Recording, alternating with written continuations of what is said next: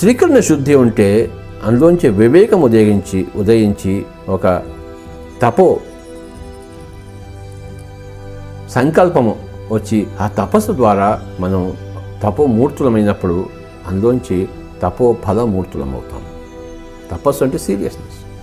ప్రతి మనిషికి సీరియస్నెస్ ఉండాలి.